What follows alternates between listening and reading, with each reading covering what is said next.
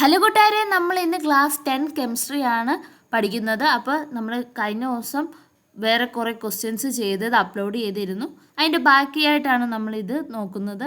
The average kinetic energy of molecules in a substance is temperature ആണ്. Average kinetic energy of molecules in a substance, ഒരു സബ്സ്റ്റൻസിലെ average kinetic energy എന്ന് പറയുന്നത് ടെമ്പറേച്ചറിനെയാണ് സൂചിപ്പിക്കുന്നത്. പുസ്തകത്തിൽ തന്നെ സെൻറ്റൻസ് ഉണ്ട്, temperature is the average kinetic energy of molecules in a substance. അതുപോലെ തന്നെ force exerted per unit area is called pressure. അപ്പോൾ പ്രഷർ എന്താണ്? Force exerted per unit area is called pressure. പദാർത്ഥത്തിലെ തന്മാത്രകളുടെ ശരാശരി ഗതികോർജത്തിൻ്റെ അളവാണ് അതിൻ്റെ താപനില, ടെമ്പറേച്ചർ എന്ന് പറയുന്നത്. ഒരു പദാർത്ഥത്തിലെ തന്മാത്രകളുടെ ശരാശരി ഗതികോർജത്തിൻ്റെ അളവാണ് അതിൻ്റെ താപനില, ടെമ്പറേച്ചർ എന്ന് പറയുന്നത്. ഒരു യൂണിറ്റ് പരപ്പളവിൽ അനുഭവപ്പെടുന്ന ബലമാണ് മർദ്ദം. അപ്പോൾ മർദ്ദം എന്താണ്? ഒരു യൂണിറ്റ് പരപ്പളവിൽ അനുഭവപ്പെടുന്ന ബലമാണ് മർദ്ദം എന്ന് പറയുന്നു. ഗ്യാസിനെ പറ്റിയുള്ള സ്റ്റേറ്റ്മെൻറ്റ്സ് എന്തൊക്കെയാണെന്ന് നമ്മൾ അറിഞ്ഞിരിക്കണം. Each gas contains numerous minute molecules. ഓരോ ഗ്യാസിലും ന്യൂമറസ് ആയിട്ടുള്ള മൈന്യൂട്ട് മോളിക്യൂൾസ് ഉണ്ട്.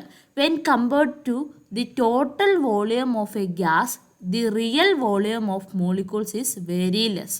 നമ്മൾ ഒരു ഗ്യാസിൻ്റെ മൊത്തത്തിലുള്ള വോളിയം കമ്പയർ ചെയ്യുവാണെങ്കിൽ റിയൽ വോളിയം ഓഫ് മോളിക്യൂൾസിൻ്റെ റിയൽ വോളിയം എന്ന് പറയുന്നത് വളരെ ചെറുതായിരിക്കും, വളരെ കുറവായിരിക്കും. The molecules of gas are in a state of rapid random motion in all direction. Gas molecules ഇപ്പോൾ ഒരു കണ്ടെയ്നറിനകത്ത് നിറച്ചിരിക്കുന്ന ഗ്യാസ് മോളിക്യൂൾസ് ആണെങ്കിൽ അവരിങ്ങനെ അങ്ങോട്ടും ഇങ്ങോട്ടും എന്താണ്, എല്ലാ ഡയറക്ഷനിലോട്ട് പെട്ടെന്ന് റാൻഡമായിട്ട് മൂവ് ചെയ്തുകൊണ്ടിരിക്കുന്നതാണ് ഗ്യാസ് മോളിക്യൂൾസ് എന്ന് പറയുന്നത്. As A result of random motion of the gas molecules, ഇങ്ങനെ റാൻഡമായിട്ട് മൂവ് ചെയ്തിരിക്കുന്ന ഈ ഗ്യാസ് മോളിക്യൂൾ എന്ത് ചെയ്യും? അവർ തമ്മിൽ കൂട്ടിയിടിക്കും. They collide with each other, also collide with the walls of the container in which it is kept. നമ്മൾ എന്തിലാണോ ഇട്ടിരിക്കുന്ന ആ കണ്ടെയ്നറിൻ്റെ വാളിലും ചെന്ന് ഈ ഗ്യാസ് മോളിക്യൂൾ ചെന്ന് ഇങ്ങനെ കൂട്ടി ഇടിക്കും. This collision with the walls account for the pressure of gas. ഈ ഒരു കൂട്ടിയിടിയാണ്, കൊളീഷൻ കാരണമാണ് ഗ്യാസിന് പ്രഷർ അനുഭവപ്പെടുന്നത്. As the collision of molecules are perfectly elastic in nature. ഇവിടെ മോളിക്യൂൾസ് തമ്മിൽ കൂട്ടിയിടിക്കുന്നുണ്ടെങ്കിലും അവിടെ എന്ത് സംഭവിക്കുന്നില്ല? എനർജി ഒന്നും നഷ്ടപ്പെടുന്നില്ല. മോളിക്യൂൾസ് അങ്ങോട്ട് പോകുന്നു, അത് തിരിച്ച് വരുന്നു, അങ്ങനെ കൂട്ടിയിടിച്ചാണ് ഇവിടെ ഗ്യാസ് മോളിക്യൂൾസ് ഒരു കണ്ടെയ്നറിൽ നമ്മൾ വെച്ചിട്ടുണ്ടെങ്കിൽ നടക്കുന്നത്. അപ്പോൾ അവിടെ എനർജി ഒന്നും നഷ്ടപ്പെടുന്നില്ല. There is no attraction between gas molecules with the wall of the container. കണ്ടെയ്നറിനകത്താണ് നമ്മൾ ഗ്യാസ് മോളിക്യൂൾ നിറച്ചിരിക്കുന്നതെങ്കിൽ ആ കണ്ടെയ്നറും അതുപോലെ തന്നെ ഗ്യാസ് മോളിക്യൂളും തമ്മിൽ ഒരു അട്രാക്ഷനും ഇല്ല. ഈ താഴത്തെ ഈ ബോക്സും കൂടെ ശ്രദ്ധിക്കുക. Energy of gas molecules. Gas മോളിക്യൂൾസിൻ്റെ എനർജി വെരി ഹൈ ആണ്. മോളിക്യൂൾസ് തമ്മിലുള്ള ഡിസ്റ്റൻസ് എന്ന് പറയുന്നതും എന്താണ്? വെരി ഹൈ ആണ്. അവരെന്താണ്, ഒരുമിച്ചാണോ നിൽക്കുന്നത്? അല്ല, വേ ഫ്രം ഈച്ച് അതർ, ഓരോന്നും ദൂരെ മാറിയാണ് നിൽക്കുന്നത്. Freedom of movement of molecules very high ആണ്. അവർക്ക് നല്ല സ്വാതന്ത്ര്യമായിട്ട് അവിടെ ഇവിടെ എല്ലാം പോയി നടക്കാം. അട്രാക്റ്റീവ് ഫോഴ്സസ് ബിറ്റ്വീൻ മോളിക്യൂൾസ് തമ്മിൽ അട്രാക്റ്റീവ് ഫോഴ്സ് ഉണ്ടോ? ഇല്ല, വളരെ കുറവാണ്, ഇല്ലെന്ന് തന്നെ പറയാം. ഇവിടെ തന്നെ പറഞ്ഞത് there is no attraction between the gas molecules and with the wall of the gas molecules തമ്മിലും അതുപോലെ തന്നെ കണ്ടെയ്നറിൻ്റെ വാളും തമ്മിലും ഒരു അട്രാക്ഷനും ഇല്ല. വാതകങ്ങളെ പറ്റിയുള്ള ഏതാനും ചില പ്രസ്താവനകൾ നമുക്ക് പഠിക്കാം. ഓരോ വാതകത്തിലും അതിസൂക്ഷ്മമായ അനേക തന്മാത്രകൾ അടങ്ങിയിരിക്കുന്നു. ഓരോ വാതകത്തിലും അതിസൂക്ഷ്മങ്ങളായ അനേക തന്മാത്രകൾ അടങ്ങിയിരിക്കുന്നു. ഒരു വാതകത്തിൻ്റെ ആകെ വ്യാപ്തിയുമായി താരതമ്യം ചെയ്യുമ്പോൾ അതിലെ തന്മാത്രകളുടെ യഥാർത്ഥ വ്യാപ്തി വളരെ നിസ്സാരമാണ്. ഒരു വാതകത്തിൻ്റെ ആകെ വ്യാപ്തിയുമായി നമ്മൾ താരതമ്യം ചെയ്യുമ്പോൾ അതിലെ തന്മാത്രകളുടെ യഥാർത്ഥ വ്യാപ്തി വളരെ നിസ്സാരമാണ്. വാതകത്തിലെ തന്മാത്രകൾ എല്ലാ ദിശകളിലേക്കും നിരന്തരം ചലിച്ചുകൊണ്ടിരിക്കുന്നു.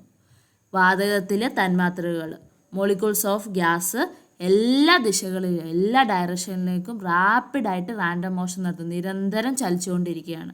ക്രമരഹിതമായ ഈ ചലനത്തിൻ്റെ ഫലമായി തന്മാത്രകൾ പരസ്പരം കൂട്ടിയിടിക്കുന്നു. ഇങ്ങനെ മൂവ് ചെയ്തുകൊണ്ടിരിക്കും, ഇങ്ങനെ നിരന്തരം ചലിച്ചുകൊണ്ടിരിക്കുന്നത് കൊണ്ട് അത് തമ്മിൽ മോളിക്യൂൾസുകൾ അല്ലെങ്കിൽ തന്മാത്രകൾ പരസ്പരം കൂട്ടിയിടിക്കുന്നു, കൊളൈഡ് ചെയ്യുന്നു. വാതകം സ്ഥിതി ചെയ്യുന്ന പാത്രത്തിൻ്റെ ഭിത്തികളിലും ചെന്നിരിക്കുന്നു.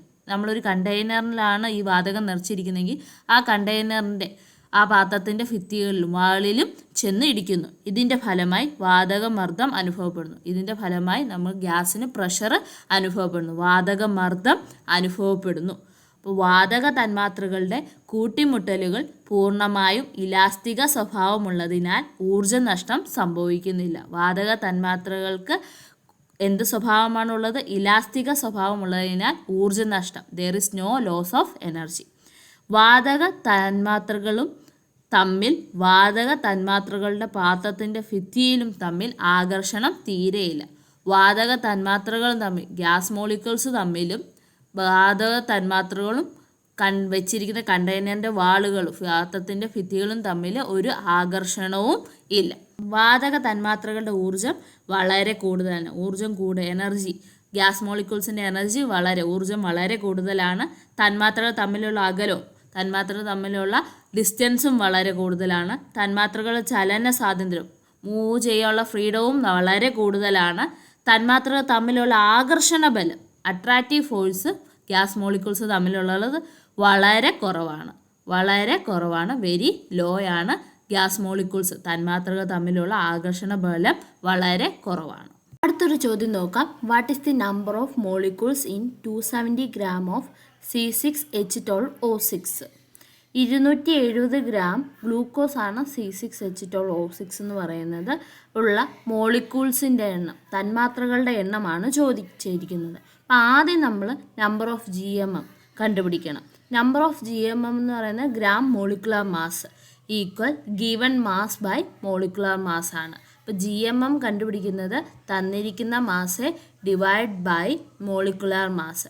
ഇവിടെ നമുക്ക് മോളിക്കുലർ മാസ് കണ്ടുപിടിക്കാം. C6H12O6 ആണ്.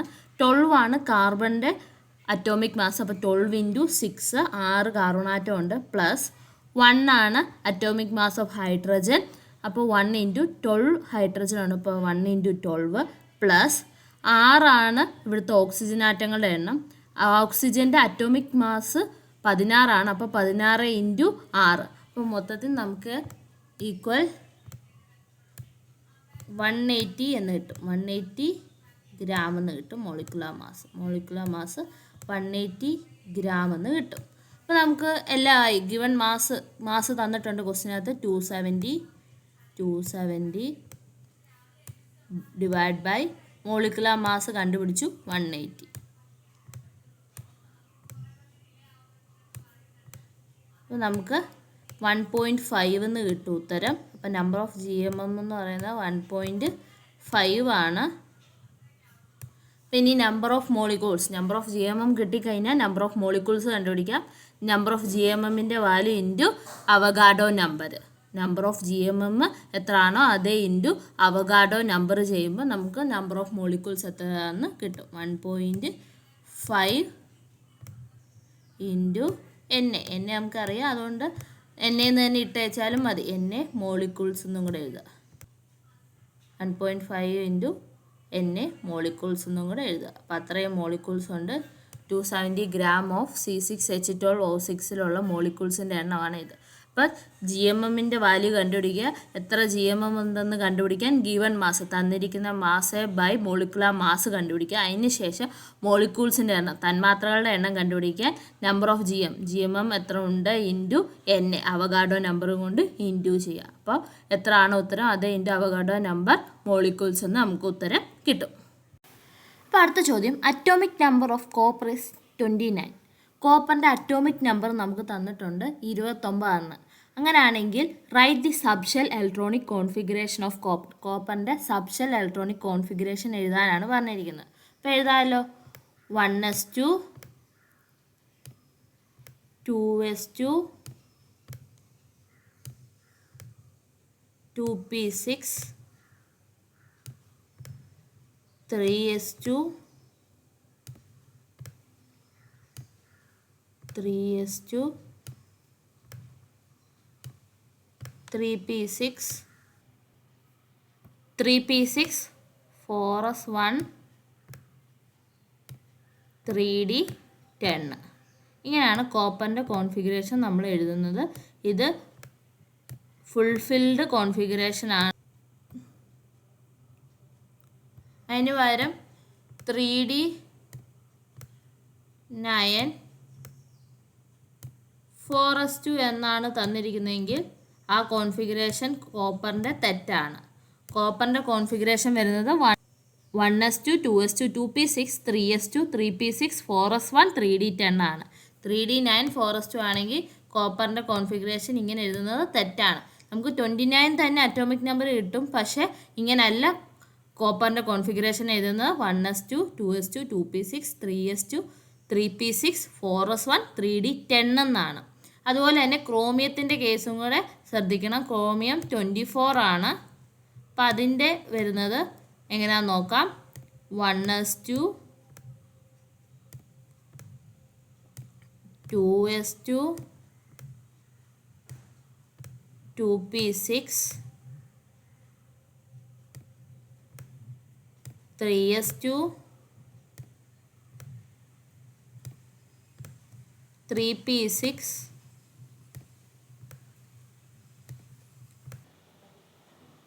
4:1, 3D5. ഇങ്ങനെയാണ് ക്രോമിയത്തിൻ്റെ കോൺഫിഗറേഷൻ നമ്മൾ എഴുതുന്നത്. അപ്പോൾ ഇതെന്താണ്? ഹാഫ് ഫിൽഡ് ആണ്. കാരണം ഡി ഓർബിറ്റലിൽ 5 ഇലക്ട്രോൺസ് വരുന്നുണ്ട്. അതുകൊണ്ട് ക്രോമിയം ഹാഫ് ഫിൽഡ് ആണ്. കോപ്പർ ഫുള്ളി ഫിൽഡ് ആണ്. ഇപ്പോൾ ക്രോമിയത്തിൻ്റെ കോൺഫിഗറേഷൻ ഇങ്ങനെയാണ് കറക്റ്റ് രീതി. അല്ലാതെ 3D4 4:2 എന്നാണ് തന്നിരിക്കുന്നതെങ്കിൽ അത് തെറ്റാണ്. 3D4 4:2 അപ്പോഴും അറ്റോമിക് നമ്പർ കൂട്ടുമ്പോൾ നമുക്ക് ഇത്രയെല്ലാം തന്നിട്ട് 3D4 4:2 ആണെങ്കിൽ അറ്റോമിക് നമ്പർ 24 തന്നെയാണ്. പക്ഷേ ഈ രീതി കറക്റ്റ് അല്ല ക്രോമിയത്തിൻ്റെ കേസിൽ. ക്രോമിയത്തിൻ്റെ സബ്ഷെൽ ഇലക്ട്രോണിക് കോൺഫിഗറേഷൻ എഴുതുന്ന 1:2, 2:2, 2p6, 3:2, 3p6, 4:1, 3D5. കോപ്പറിൻ്റെ 1:2, 2:2, 2p6, 3:2, 3p6, 4:1, 3D10. അപ്പോൾ ഈ രണ്ട് കേസ് ഒന്ന് ഓർത്തിരുന്നോണം. ഏതാണ് വരാത്തത്? 3D4 4:2 ക്രോമിയത്തിൻ്റെ കേസിൽ വരത്തില്ല. അതുപോലെ തന്നെ കോപ്പറിൻ്റെ കേസിൽ 3D9 4:2 എന്നും വരത്തില്ല. അതിന് പകരം 3D10 4:1 എന്നേ വരത്തുള്ളൂ. അതുപോലെ തന്നെ 3D5 4:1 എന്ന് വരത്തുള്ളൂ. 4s എന്താ മുന്നിൽ എഴുതിയെന്ന് മനസ്സിലായോ? കാരണം എനർജി ആർക്കാണ് കുറവ്? ഡി ഓർബിറ്റലിനേക്കാളും എനർജി കുറവ് എസിനായതുകൊണ്ടാണ്. നമുക്ക് 3D10 4:1 എന്നും എഴുതാം. പക്ഷേ എനർജി കുറവായതുകൊണ്ടാണ് 4s കഴിഞ്ഞിട്ട് 3D എഴുതിയതിൻ്റെ റീസൺ. ഇനി നമുക്ക് പീരീഡ് നമ്പർ കണ്ടുപിടിക്കാം കോപ്പറിൻ്റെ. എങ്ങനെയാണ് പീരീഡ്? എത്ര സബ്ഷെല്ലുണ്ടെന്ന് നോക്കുക. 1s subshell, 2ൻ്റെ സബ്ഷെല്ലുണ്ട്, 3ൻ്റെ സബ്ഷെല്ലുണ്ട്, 4ൻ്റെ സബ്ഷെല്ലുണ്ട്. അങ്ങനെ എത്ര ഷെൽസ് ഉണ്ട്? 4 ഷെല്ലുണ്ട്. അപ്പോൾ പീരീഡ് നമ്പർ എന്താണ്? 4. ഇനി ഡി ബ്ലോക്ക് എലമെൻസിൻ്റെ ഗ്രൂപ്പ് നമ്പർ നമ്മൾ കണ്ടുപിടിക്കുന്നത് അവസാനത്തെ ഡിയിലും എസിലും ഉള്ള ഇലക്ട്രോൺസുകളെ തമ്മിൽ കൂട്ടിയാണ് ഡി ബ്ലോക്ക് എലമെൻസിൻ്റെ ഗ്രൂപ്പ് നമ്പർ നമ്മൾ കണ്ടുപിടിക്കുന്നത്. അപ്പോൾ അവസാനമുള്ള D+S, ഡിയിലും എസിലും ഉള്ള ഇലക്ട്രോൺസിൻ്റെ എണ്ണം കൂട്ടുക. അപ്പോൾ എന്താണ്? 10 + 1 11 എന്ന് കിട്ടും. അപ്പോൾ ഗ്രൂപ്പ് നമ്പർ എന്താണ്? 11 എന്ന് വരും. അതുപോലെ നമുക്ക് ക്രോമിയത്തിൻ്റെ നോക്കാം. ക്രോമിയത്തിൻ്റെ പീരീഡ് എന്താണെന്ന് നോക്കാം. ഏതൊക്കെ സബ്ഷെല്ലുണ്ട്? 1ലുള്ള സബ്ഷെല്ലുണ്ട്, 2ലുള്ള സബ്ഷെല്ലുണ്ട്, 3ൻ്റെ സബ്ഷെല്ലുണ്ട്, 4ൻ്റെ സബ്ഷെല്ലുണ്ട്. അങ്ങനെ അപ്പോൾ മൊത്തത്തിൽ 4 സബ്ഷെല്ലുണ്ട്. അപ്പോൾ എത്ര ഷെല്ലുണ്ടോ അത്രയായിരിക്കും പീരീഡ് നമ്പർ എന്ന് നമ്മൾ പഠിച്ചിട്ടുണ്ട്. അപ്പോൾ ഇവിടെ എന്താണ്? 4 പീരീഡ് നമ്പർ. എത്ര ഷെല്ലുകളുണ്ടോ അതിന് ഈക്വലാണ് പീരീഡ് നമ്പർ എന്ന് പറയുന്നത്. അപ്പോൾ ഇനി ഗ്രൂപ്പ് നമ്പർ കണ്ടുപിടിക്കാം. എങ്ങനെയാണ് ഇതിൻ്റെ കേസിൽ കണ്ടുപിടിക്കുന്നത്? എങ്ങനെയാണ്? ഡിയിലുള്ളതും എസിലുള്ളതുമായ ഇലക്ട്രോൺസുകളുടെ എണ്ണം കൂട്ടുക. അപ്പോൾ എത്രയാണ്? 1 + 5. ഡിയിലുള്ളതും എസിലും അവസാനത്തെ ഡിയിലും എസിലും ഉള്ള ഇലക്ട്രോൺസുകളുടെ എണ്ണം കൂട്ടുമ്പോൾ നമുക്ക് കിട്ടും ഏത് ഗ്രൂപ്പ് നമ്പറിലാണ്. അപ്പോൾ ക്രോമിയം ഏത് ഗ്രൂപ്പിലാണ്? 6 ആണ്. അപ്പോൾ ഡി ബ്ലോക്ക് എലമെൻസിൻ്റെ കോൺഫിഗറേഷൻ്റെ കേസ് കോപ്പറിൻ്റെയും ക്രോമിയത്തിൻ്റെയും വ്യത്യാസമുണ്ട്. കോപ്പറിൻ്റെ 1s2, 2s2, 2p6, 3s2, 3p6, 4s1, 3D10 എന്നാണ് എഴുതുന്നത്. ക്രോമിയത്തിൻ്റെയും 1s2, 2s2, 2p6, 3s2, 3p6, 4s1, 3D5 ആണ്. ഇനി പീരീഡ് എങ്ങനെയാണ്? ഡി ബ്ലോക്ക് എലമെൻസിൻ്റെ പീരീഡ് നമ്പർ എങ്ങനെയാണ് കണ്ടുപിടിക്കുന്നത്? എത്ര ഷെല്ലുണ്ടെന്ന് നോക്കുക. ഇവിടെ നോക്കൂ, 1 സബ്ഷെല്ലുണ്ട്, രണ്ടാമത്തെ സബ് ഷെല്ലുണ്ട്, മൂന്നാമത്തെ സബ് ഷെല്ലുണ്ട്, നാലാമത്തെ സബ് ഷെല്ലുണ്ട്. അപ്പോൾ എത്ര ഷെല്ലുണ്ട് അത്രയും ആണ് പീരീഡ് നമ്പർ. അപ്പോൾ ഇവിടെ 4 ഷെല്ലുണ്ട്. അപ്പോൾ പീരീഡ് നമ്പർ എന്തിന് ഈക്വലാണ്? ഷെൽ നമ്പറിന് ഈക്വലാണ്. അപ്പോൾ 4. ഇനി എങ്ങനെയാണ് ഡി ബ്ലോക്ക് എലമെൻറ്റ്സ് ഏത് ഗ്രൂപ്പിലുള്ളതാണെന്ന് കണ്ടുപിടിക്കുന്നത്? അവസാനത്തെ ഡിയിലെയും എസ്സിലെയും ഇലക്ട്രോൺസുകളുടെ എണ്ണം തമ്മിൽ കൂട്ടുക. അവസാനത്തെ ഡിയിലെയും എസ്സിലെയും ഇലക്ട്രോൺസ് തമ്മിൽ കൂട്ടുമ്പോൾ നമുക്ക് ഏത് ഗ്രൂപ്പിലാണെന്നുള്ളത് കിട്ടുകയും ചെയ്തു. ഇന്ന് ഇത്രയാണ് നമ്മൾ പഠിക്കുന്നത്. താങ്ക്